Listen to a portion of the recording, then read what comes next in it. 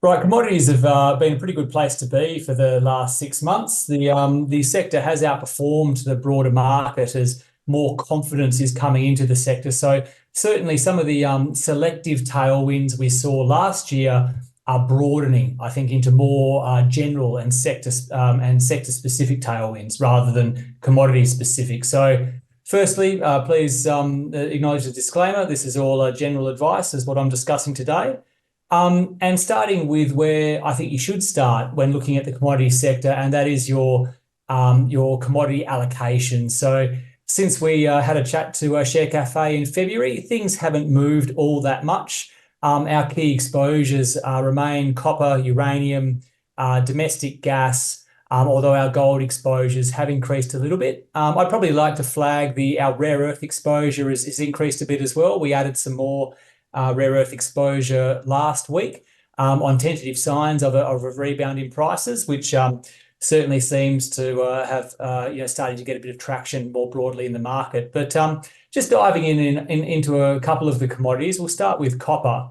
So the drivers behind copper, are reasonably well established, but perhaps the extent to which copper demand has transferred from historical drivers of demand through to the new sort of future-facing drivers of demand is not as well understood. So on the chart on the right-hand side here, we have copper demand coming from China construction and the energy transition. And you can see from around about 2022, Chinese energy transition demand surpassed construction demand as the key driver of copper demand. And so that means that despite the Chinese construction sector being a little bit sluggish and the Chinese economy being a little bit slow overall, copper demand is still growing quite strongly, driven by that energy transition demand, and that's leading to divergent performance of commodity prices. And you can see that in the bottom left with copper price outperforming iron ore quite strongly so far in calendar 24, and we think that's likely to continue. But if this is the broad brush sort of general drivers of demand, there have been a few questions on the more sort of shorter term drivers, and specifically I'm talking about inventories. So despite copper doing very well calendar year to date, inventories in China haven't started drawing yet this calendar year. And that has caused some people to sort of push back on the bullish thesis. I would counter that by saying that there is multiple areas of copper inventory throughout the supply chain. So it's not just in the refined metal, it also exists in semi-finished products. It also exists in copper concentrate as well. And that's what that chart on the right-hand side is showing.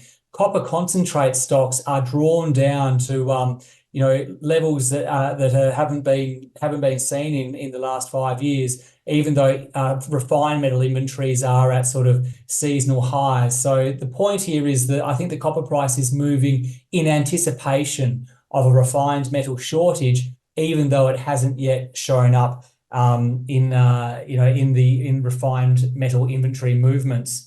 Moving on from copper into energy, and I think this has become particularly topical now that in the wake of the budget, the natural gas or the energy situation on the east coast of Australia remains dire, and I must admit the west coast is not that much different. This is the gas supplies out of Longford, which supplies 70% of east coast gas demand.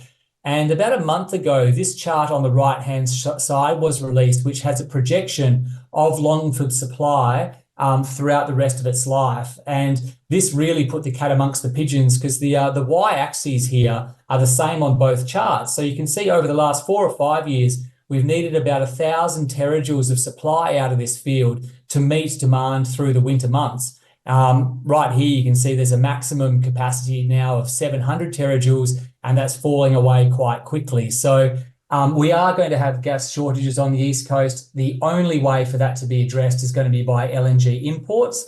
They are going to be higher cost, and that is flowing through into gas pricing now. So contracts are being written at $15, $16, and if we have one of the the old rickety coal-fired power stations trip up at some point through winter, then I think we can have a spike back to $20, $30 a gigajoule, similar to what we had in 2022.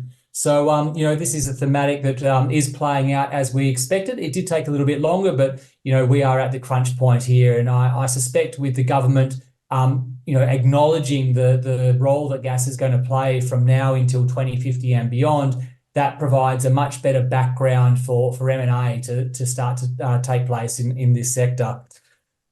And also, I believe that's going to flow into power prices as well. So, everybody should hold on to their $300 that they've found out they're getting in the budget earlier this week, because as gas price goes, the power price will follow. So this is the gas price in red. You can see it correlates quite strongly with power prices on the East Coast. As that gas price ticks up, you are going to see a tick up in power prices, and I think that's going to end up being a second wave of inflation to worry about in 2025. So again, it's not particularly good news, but still it is what it is, and I think this is absolutely inevitable. Something that has been going up almost as fast as gas prices is gold, and there's so many stocks out there that it would be remiss of me not to touch on this commodity briefly. Over the last probably 2 months or so, we've had this big transition in expectations of rate cuts. So, rewinding to sort of late December, the market expected a huge, I think it was 4 or 5 rate cuts over the course of calendar 24. Those expectations have reversed to sit more or less in line with where the Fed was guiding to via their dot plots. But I think what's changed now is the risk of it to where expectations are going to go. And what's driving that, my view there is some of these charts on the US consumer are starting to suggest to some wobbles to the resilient strength of that consumer and driver of the US economy. So things like expectations of real income have plummeted.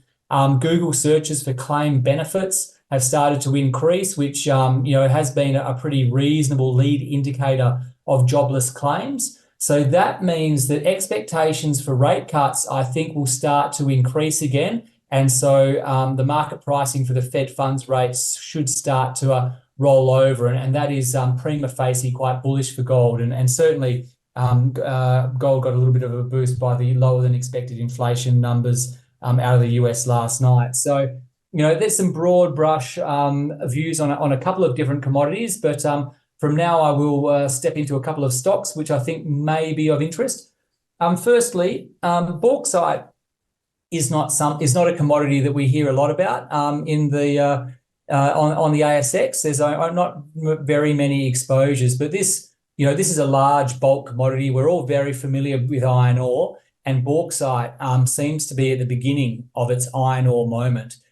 Domestic supplies of bauxite are running out in China.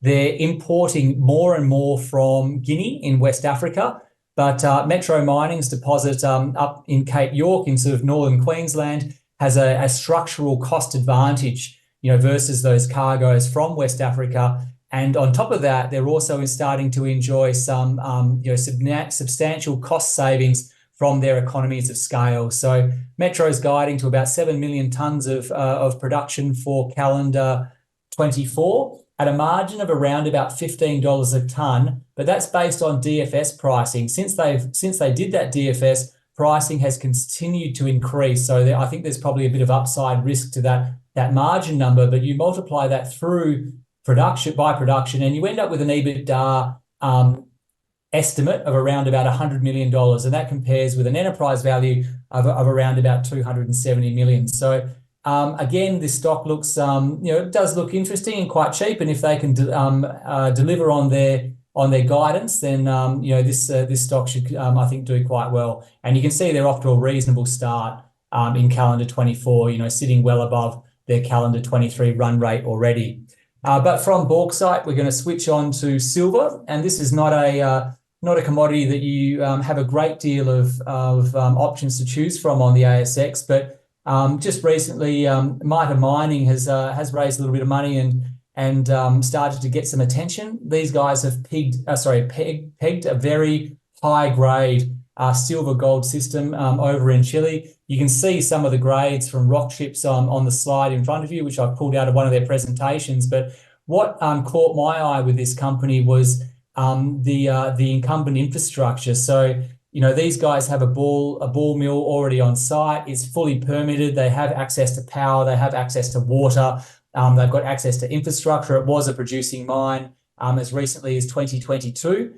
But these guys got a hold of this asset for a song, and the potential to expand this resource, which already sits at 50 million ounces of silver equivalent, is substantial. So, you know, but as I've said in quite a few of my presentations, we don't pay for exploration upside. You know, this company's got an EV of around about 60 or 70 million dollars. You know, well below the value of the infrastructure on site.